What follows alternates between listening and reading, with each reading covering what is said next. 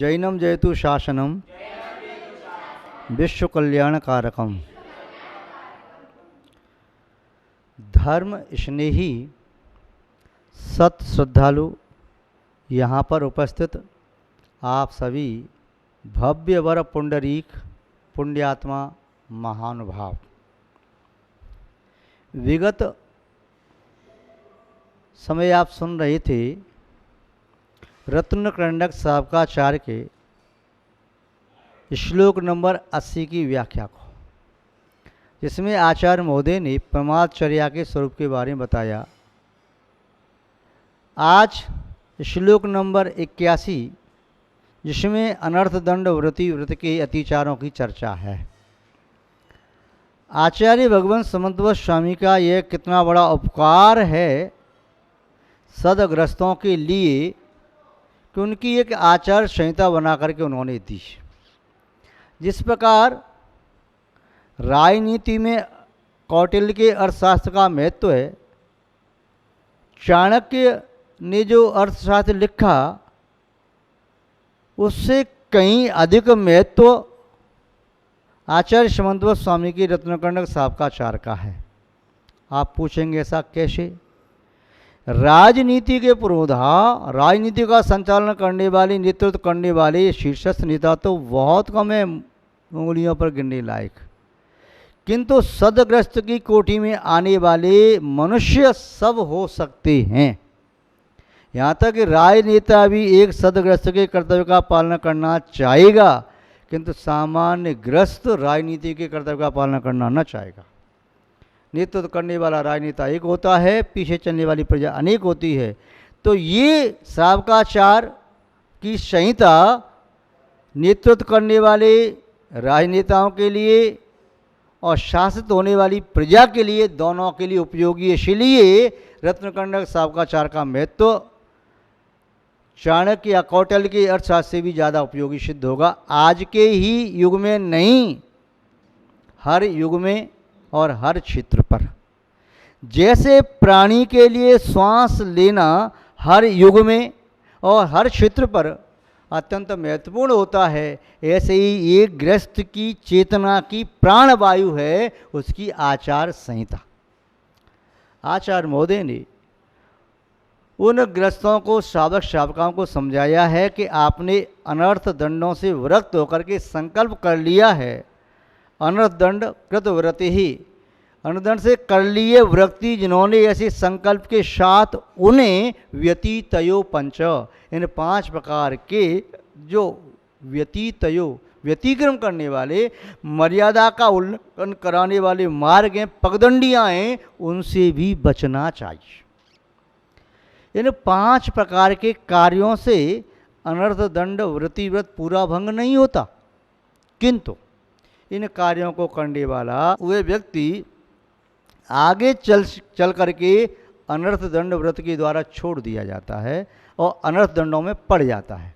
जैसे कोई व्यक्ति मिथ्या पगडंडी का सहारा लेने वाला व्यक्ति वह राजमार्ग के द्वारा छोड़ दिया जाता है, किसी गर्त में पड़ जाता है, ऐसे ही इन 5 कार्यों को करने वाला व्यक्ति अनर्थ व्रत के द्वारा छोड़ दिया जाता है। कौन कौन से 5 कार्य नहीं करना चाहिए जो कि व्रत को भंग करने के कारण हैं? तो आचार्य महोदय के शब्दों में देखते हैं श्लोक नंबर 81 के माध्यम से। कंदर्प कौतुकोच्यम मौखर्यमति प्रसादनम पंच असमीक्ष चादिकरणम व्यतीतयो नर्थ दंड कृत व्रति। कंदर्प, क कहिए तो कुत्सित, दर्प कहिए तो वेग, आवेग, उद्वेग, आवेश। खोटा आवेश उचित नहीं है, खोटा जोश उचित नहीं है। आचार्यों ने कल्याण के लिए संवेग कहा, आवेग नहीं कहा, उद्वेग नहीं कहा। संवेग में समीचीनता के साथ वेग है तो ठीक है। नदी यदि संवेगी है तो वह भू को हरित भरित फलित करती हुई चली जाएगी। यदि वह आवेगी उद्वेगी नदी होगी तो संहार करती हुई चली जाएगी। वह रेगिस्तान को हरित कर देती है संवेगी नदी, प्राणियों की प्यास बुझाती हुई अमृतोपमा वह दूसरों का उपकार करती हुई स्वयं अपने लक्ष्य तक पारावार तक पहुँच जाती है और वह समुद्र में गिर करके समुद्र बन जाती है। वह अपने नीचे रत्नों का खजाना प्राप्त कर लेती है और वह मर्यादा में रहती है, इसीलिए रत्नों की स्वामिनी बन जाती है, सागर नाम पाती है। यदि वह अपनी मर्यादा का उल्लंघन कर दे तो वही नदी न जाने कितने गांवों को ध्वंस करती हुई, कितने पेड़ों को उखाड़ती हुई और सबको प्रलय का रूप देती हुई समुद्र तक पहुँच भी पाई या न भी पहुँच पाई, अपने अस्तित्व को समाप्त कर देगी। जैसे पतंगा दीपक को बुझाने की चाह में, दीपक की ज्योति को निगलने की चाह में वह स्वयं जल करके मृत्यु को प्राप्त करता है, मृत्यु का आलिंगन करता है, ऐसे ही मर्यादा का उल्लंघन करने वाला ग्रस्त वह भी अनर्थ दंड के कूप में गिर करके अपना आयत कर लेता है।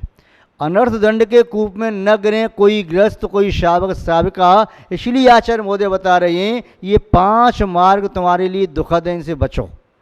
जैसे सामान्यतः कहते हैं ये क्रोध का मार्ग है, तुम्हें ये उस गर्त में गिरा देगा, ये मान की पगदंडी, ये मायाचारी की पगदंडी, ये लोभ की पगदंडी और ये काम की पगदंडी। ये 5 पगदंडी ऐसा है, इन 5 पगदंडी पर जिसने भी पैर रखा वह निस्संदेह दुख के गर्त में चला गया। ऐसे ही यहाँ पर भी 5 पगदंडी बता रहे हैं, इनमें से एक पर भी पैर रखा, आगे बढ़ते चले गए तो निस्संदेह अनर्थों के कूप में डूब जाओगे, उस दलदल में फंस जाओगे, फिर निकलना बड़ा मुश्किल है। इसीलिए पहले से सावधान हो जाओ, इन पगदंडियों पर नहीं चलना। इन पगदंडियों के प्रारंभ में 5 साइन बोर्ड लगे हुए हैं, पढ़ लेना। एक पगडंडी पर लगा है कंदर्प का साइन बोर्ड, दूसरी पर कौतकुछ, तीसरी पर मौखरिता, चौथे पर अति प्रसादनम और 5वें पर असमीक्ष चादिकरणम। ये 5 बोर्ड पढ़ करके लौट जाना, राजमार्ग पर आ जाना, तो अनदन व्रति व्रत आपका निर्दोष पालित हो सकता है। क्या अर्थ हुआ इसका? कंदर्प खोटा दर्प, खोटा आवेग। दूसरा अर्थ है राग मिश्रित, हास्य मिश्रित भंड वचन बोलना, किसी की हंसी उड़ाना, ठाका मारना, किसी को देख करके उसकी तौहीन करना, उसका अपमान करना, उसका तिरस्कार करना, ये कंदर्प भाषा आती है। और कंदर्प जाति के देव भी होते हैं, कंदर्पी देव होते हैं। एक कंदर्पी भावना होती है जो समाधि से डिगाने वाली होती है। कंदर्प जाति के देव जो कंदर्पी भावना भाते हैं वे कंदर्प जाति बन जाते हैं, आसुरी भावना भाते हैं वे असुर बन जाते हैं। समोही भावना, कैलवशी भावना, ये भावनाएं चाहे कंदर्पी हो, चाहे शंभोई हो, चाहे आसुरी हो, चाहे कैलवशी हो, ये भावनाएं जो हैं ये निस्संदेह ये भावना समाधि से गिराने वाली है। तो यहाँ कंदर्प की बात कही, तो कंदर्पी भावना भाने वाला व्यक्ति कंदर्प यानी ऐसे दर्पयुक्त वचन बोलता है, तो कंदर्प वचन बोलने वाला भी अनर्थों के गर्त में चला जाता है। तो आप अपने वचनों पर संयम रखें। राग से मिश्रित, क्योंकि राग की तीव्रता में भी किसी का अपमान किया जा सकता है और किसी एक को इतना महिमामंडित किया जा सकता है कि उसका महिमामंडित कर लेना भी आपके लिए अनर्थकारी हो सकता है। उसके लिए भी राई को पहाड़ बनाओ, किंतु ऐसे बनाओ गुणों की अधिकता को कहो तो ठीक है, किंतु गुण छुपा करके या व्यक्ति ये कहे कि गुणों का तो उसका निषेध करके और दोषों के बारे में कहे, उन दोषों को छुपाए और दोषों को प्रोत्साहन दे, तो अनर्थ में वह भी जाएगा और जिसकी दोष प्रशंसा की जा रही वह भी चला जाएगा। कौत कुछ कुचेष्टा करना, खोटी चेष्टा करना, राग से मिश्रित, द्वेष से मिश्रित, क्रोध आदि से समन्वित होकर के कुचेष्टा की जा रही है। किसी को चिढ़ाया जा रहा है, किसी को तंग किया जा रहा है, परेशान किया जा रहा है और उसको परेशान करके आनंद ले रहे, उचित नहीं है।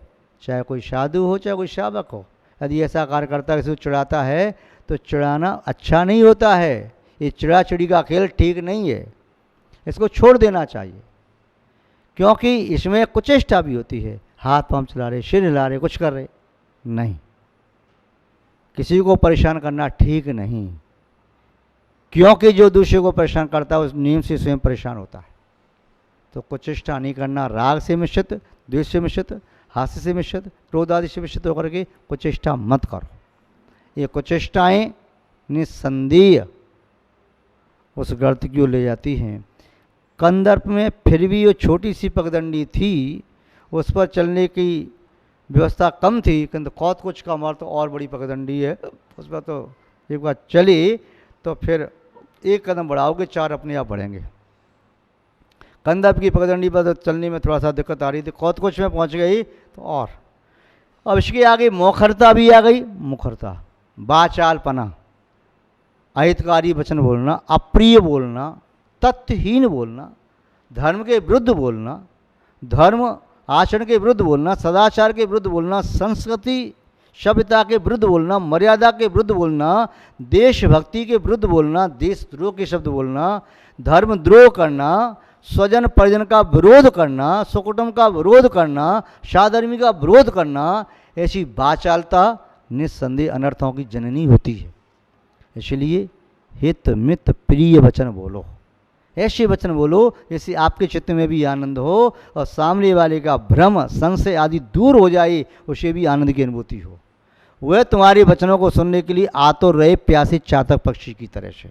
ऐसा नहीं कि तुम्हारे वचन बोलने पर तुम्हारी जीभ काटने को तैयार हो जाए, ये अपने कानों से रुई लगानी पड़े, ऐसी वचन मत बोलो। तो ये वाचालता निस्संदेह दुर्गति की कारण बनती है, ये भी अनर्थों की जड़ है, इससे भी बचना चाहिए। अति प्रसादनम च, अति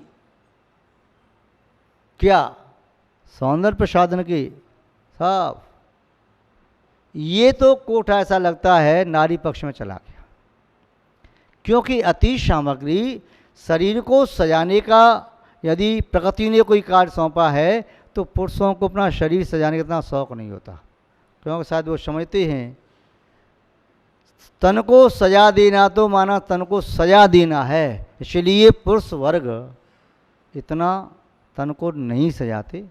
इसका आशय ऐसा नहीं मैं सब पुरुषों की बात कह रहा, अपवाद इसमें भी हो सकता है, और ऐसा नहीं मैं सब नारियों की बात कह रहा वे सब सजाती होंगी, अपवाद उसमें भी हो सकते हैं।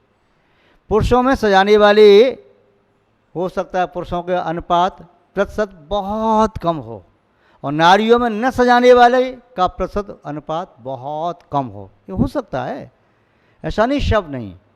किंतु फिर भी नारी सौंदर्य को पसंद करती है, पुरुष पराक्रम को, और नारी पुरुष के पराक्रम पर रीझती है, पुरुष नारी के सौंदर्य पर। यदि कोई किसी के प्रति आकृष्ट होता है तो प्राय करके पुरुष नारी की उस लजीली छवि को देखकर, शर्मीली छवि को देख करके, उस नाजुक कमल की तरह से और सौंदर्य को देख करके, रूप राशि को देख करके वह अपना सब कुछ गंवा बैठता है। किंतु नारी पुरुष का पराक्रम देखती है, उसका तेज देखती है, शौर्य देखती है, वीरता देखती है, उसके गुणाधिक देखती है, तो उस पर वह रीझती है। तो यहाँ पर आचार्य मोदक है अति प्रसादनम च, अति प्रसादन सौंदर्य प्रसादन के में यदि चाहे पुरुष हो चाहे नारी हो, वह यदि उसमें रत है, लीन है, आसक्त है, तो फिर वह ये नहीं सोचेगा ये वस्तुएं कैसे आईं, उसे वह छोड़ नहीं पाएगा। उसे क्रीम चाहिए तो वही चाहिए, लोशन चाहिए तो वही चाहिए, पाउडर चाहिए तो वही चाहिए, नेल पेंट चाहिए तो वही चाहिए, लिपस्टिक चाहिए वही चाहिए। उसको समझा रहे भाई इसमें जीव हिंसा होती है, तृष्णाओं का घात होता है, कुछ भी हो मुझे तो ही चाहिए। रेशम के कीड़े के माध्यम से बनी हुई रेशम की साड़ी चाहिए तो चाहिए, मुझे पैसे का महत्व नहीं। उसका पति कहता है तू इस पैसे का कोई और उपयोग कर ले, ये न खरीद, इसे पाप लगेगा, पाप का बंद होगा, नहीं यही चाहिए। तो ये कुछ व्यक्ति ऐसे होते हैं जो पाप में आसक्त हो जाते हैं, अपने आप पर नियंत्रण नहीं कर पाते हैं, वे निस्संदेह बहुत बड़े बड़े पाप कर जाते हैं। तो अति प्रसादनम, ये और भी साधन हो सकते हैं। देखो संग्रह करने की प्रवृत्ति मैं समझता हूँ, ये साधनों की संग्रह की प्रवृत्ति नारी की ज़्यादा होती, पुरुषों की कम होती है।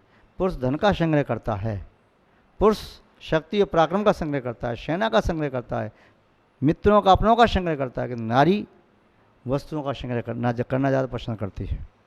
आपको मालूम है पुरुष के पास हो सकता है, किसी पुरुष के पास 4 जोड़ी 5 जोड़ी 10 जोड़ी कपड़े होंगे, किंतु महिला में देखो एक एक महिला पर 100 जोड़ी भी हो सकते हैं, 200 जोड़ी भी हो सकते हैं, 500 जोड़ी भी हो सकते हैं। किसी महिला ने बताया महाराज मेरे पास 1000 साड़ियाँ हैं। 1000 साड़ियाँ? बहन जी 1000 साड़ियाँ आप कैसे पहनती हो? एक दिन में कितनी साड़ी पहन लेती हो? 4 8, और एक बार में एक साड़ी। तो 1000 साड़ी क्यों रखना? जो साड़ी डेली एक साड़ी पहनते जाओगे तो कितने महीनों बाद उसका नंबर आएगा, कितने साल बाद नंबर आएगा। किंतु पुरुष कहता है अब ठीक है, पुरुष अपने लिए नहीं बनवाता, वो उसको संतुष्ट करना चाहता है, जिससे उसकी संतुष्टि होती है। नारी को संतुष्टि दी बाय आभूषण में तो ठीक उसको दे देगा, पुरुष उससे संतुष्टि पाता है, इसलिए उसको असंतुष्ट नहीं रखता। किंतु ये उचित नहीं है कि नारियां संग्रह ज़्यादा करें, अति प्रसादन उचित नहीं है। अनर्थ दंड व्रत को खंडित करने का ये पहला कदम, इससे भी खंडित होता है। अगला है असमीक्षितादिकरणम, बिना देखे, बिना सोचे, बिना विचार किए वह किसी भी वस्तु पर अधिकार करना, चेतन या अचेतन वस्तु उठाना, रखना, खींचना, खींच कर खचोड़ के ले जाना, धक्का देना, ये सब हैं। तो इसमें प्रमाद है, प्रमाद है तब निस्संदेह पाप है। तो असमीक्ष, बिना सोचे विचारे अधिकरण, अपने अधिकार में लेना, सोच के समझ के ये मेरे लिए उपयोगी है या अनुपयोगी है या दुरुपयोगी है, सहयोगी है या मेरे लिए पतन का कारण है, सोच समझ के वस्तु को ग्रहण कर स्वीकार करे, अनावश्यक है दूर से हाथ जोड़ के इसका त्याग कर दे। ऐसा व्यक्ति अनर्थ दंड व्रत का निर्दोष पालन करने में समर्थ हो सकता है।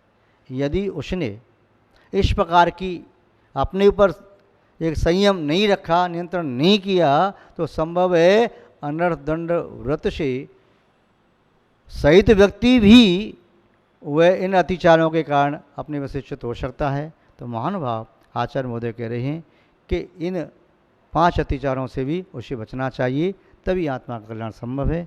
आज बस इतना ही, शेष वार्ता बाद में करेंगे।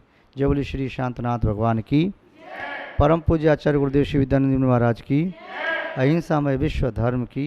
इस कार्यक्रम के पुण्यार्जक हैं श्री विनोद कुमार जैन मिलेनियम, नीना जैन, समस्त गुरु भक्त परिवार, फिर Shrimati Trishala Jain, doctor Monika Jain, doctor Neeraj, Nikhil, Sejal Jain, Paschim Vihar, Delhi, Shrimati Santosh Jain, Shri Vishal Chand Jain, Shrimati Poonam Jain, CMA Pankaj Jain, Amit Jain, राशि जैन, उन्नति जैन, सेक्टर 37, नोएडा।